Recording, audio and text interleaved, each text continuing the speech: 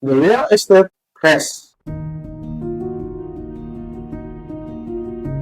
It's time to discuss the most talked about real estate crash. When did real estate prices actually hit rock bottom?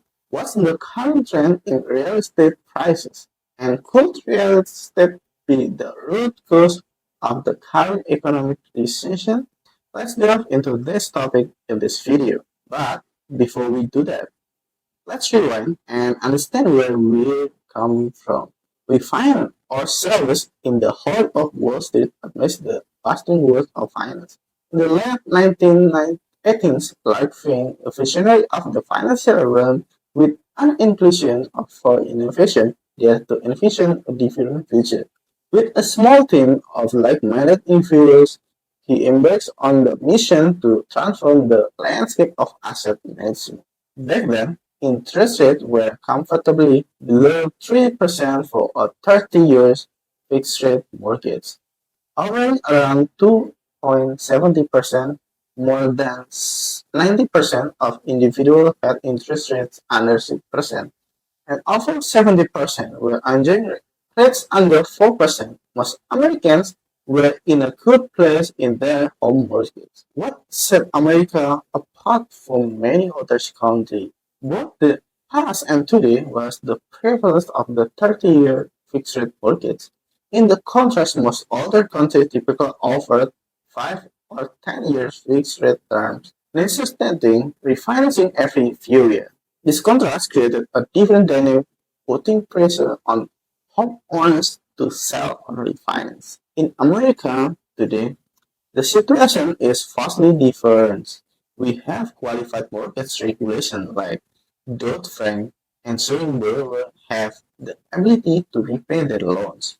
This was not the case in 2005 and 2007 when borrowers could secure massive loans without demonstrating their capacity to repay. Fast forward to the present, and we've maintained relative resilience, primarily thanks to the 30-year mortgage.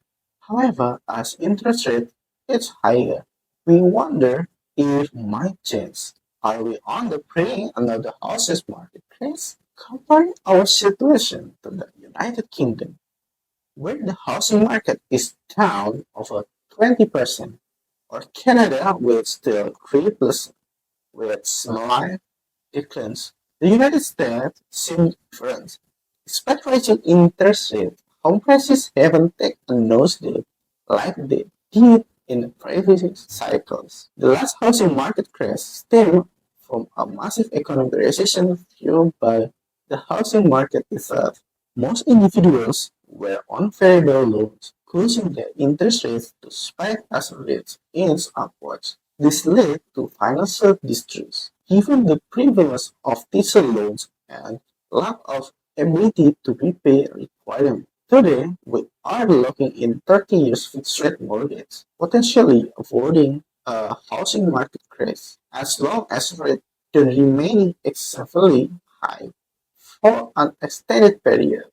This approach keeps price stability intact because people continue to buy properties based on comparable prices and distressed property sales are limited.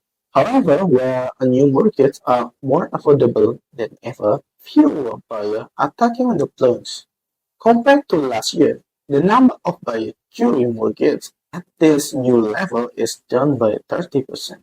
Even last year's number were lower than the previous years. So what's happening to prices? The piece of information of our insight. According to Morgan Stanley, they believe real estate prices bottomed in out March 2023 and have been a recovery since. Unusual trends accompany this recovery despite few buyers, the amount of housing supply, and increasing the mining market. This disparity underscores the potential risk. The Wall Street Journal adds to the narrative, reporting that the fall in home prices may be over after declining year-on-year for five consecutive months. Home prices increased in July. This suggests that the bottom likely occurred between March and June 2023, marking the end of a six-month decline. Despite this, focus remains key. Volatility might still be in the cards. For instance, some markets only recently began their recovery, with others down just 5 and 10%. Overall, the real estate crash that bears have been predicting doesn't seem to be happening here. However, pain exists in specific areas. In markets like those, there are struggles in the R&B sector and commercial office space. But on the flip side, individual investors are seizing opportunities, especially in distressed properties. This real estate landscape is unique and often evolved, but it's clear that traditional wisdom about real estate markets may need to be adjusted to account for these unsure times.